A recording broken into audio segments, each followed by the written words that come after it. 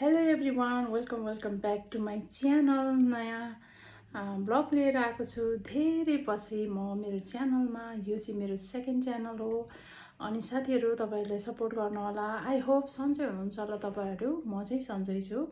कामको व्यस्तताले मैले चाहिँ धेरै भयो भिडियो बनाउन नपाएको। अनि आज चाहिँ मैले तपाईँहरू साथ केही छोटो भिडियोहरू लिएर आएको छु। हेरेर साथ सपोर्ट गर्नु होला। नयाँ हुनुहुन्छ भने च्यानललाई सब्सक्राइब पनि गर्नु होला भन्न चाहन्छु।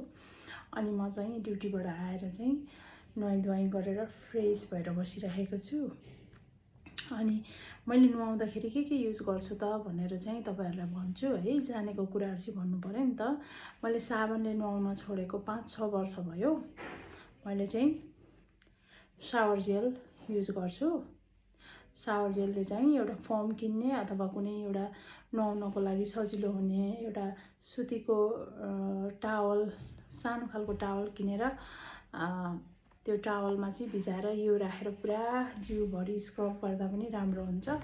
अनि यसरी दुईटा साइड भ्याउने गरेर अलि ठुलो यस्तै खालको सानो रुमाल किनेर त्यसमा हालेर मजाले स्क्रब गर्दा पनि हुन्छ अथवा सानो फोम किनेर युज गर्दा पनि हुन्छ। यो चाहिँ हो बडी वास। साबुन युज नगर्नुहोस्। साबुन युज गर्दाखेरि चाहिँ किनभने यो हाम्रो मासुहरू चाहिँ कस्तो हुँदो रहेछ भने अलिकति एज बढ्दै गएपछि चाहिँ त्यो सानो सानो सेतो थोपाहरू निस्किन्छ नि, हो त्यो साबुनले नुहायो भने चाहिँ त्यो बढ्दै जान्छ। भोलि गएर दुबीमा परिणत हुनसक्छ। त्यही भएर चाहिँ तपाईँहरूले सकेसम्म साबुन युज नगर्नुहोस्। यो बडी वास छैन भने पनि तपाईँहरूले सादा पानीले नुहाउने गर्नुहोस् है। त्यो भयो साबुन युज नगर्ने कुरा। अनि स्याम्पूहरू किन्दाखेरि चाहिँ तपाईँहरूले कस्तो किन्नुहुन्छ, प्रायः जसो म चाहिँ फ्रुट फ्लेभरको किन्छु। देखिहाल्नुभयो, म चाहिँ प्रायः फ्रुटको किन्छु। त्यही भएर चाहिँ फ्रुटको स्याम्पू यो मेरो चाहिँ स्ट्रबेरी स्याम्पू, स्ट्रबेरीको यो भयो। स्ट्रबेरीको नै एउटै कम्पनीको चाहिँ यो चाहिँ भयो। हेयरको लागि चाहिँ कन्डिसनर लाउँदा चाहिँ अलिक फुरफुर हुन्छ कपाल, लट्टा पर्दैन। त्यही भएर नेसेसरी बरु मैले थोरै दामको किन्छु, सानो किन्छु। दुईटै सेट किन्ने गर्छु, कन्डिसनर एन्ड स्याम्पू किन्ने गर्छु है। अनि त्यही भएर मैले चाहिँ प्रायः जसो सामानहरू फ्रुटको युज गर्ने गर्छु नुहाउँदाखेरि। अनि त्यही भएर यो भयो हेयरको लागि।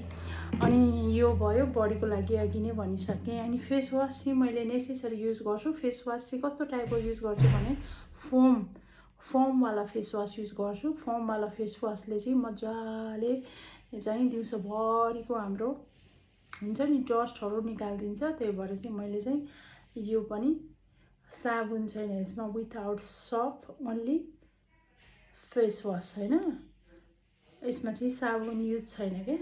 त्यही भएर म यो युज गर्छु। यो पनि एकदमै राम्रो छ।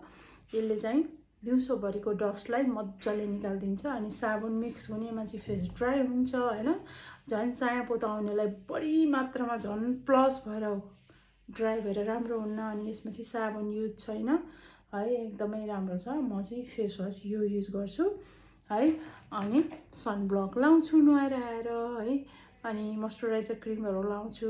मैले अहिले चाहिँ लगाएको छुइनँ, अहिले नुहाएर आए बित्तिकै यो भिडियो बनाइहालेको। धेरै भयो साथीहरू मैले चाहिँ भिडियो नहालेको। अनि त्यही भएर के गरौँ त, छोटो भए पनि केही सजेसहरू आफूले जानेको दिउँ भनेर। अनि कहाँ कहाँदेखि हेर्दै हुनुहुन्छ प्लिज सपोर्ट गर्नु होला मेरो च्यानललाई। यो चाहिँ मेरो सेकेन्ड च्यानल हो। फर्स्ट च्यानलमा चाहिँ डेली भिडियोहरू हाल्ने गर्छु। अनि यो च्यानलमा भिडियो नहालेको धेरै भयो।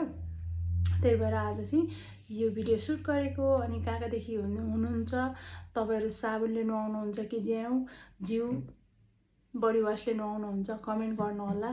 अनि कमेन्टमा कहाँदेखि हेर्दै हुनुहुन्छ त्यो पनि प्रस्ताउनु होला भन्दै आजको लागि भिडियोबाट बिदा हुन चाहन्छु। Thank you for watching. Bye bye guys, see you again.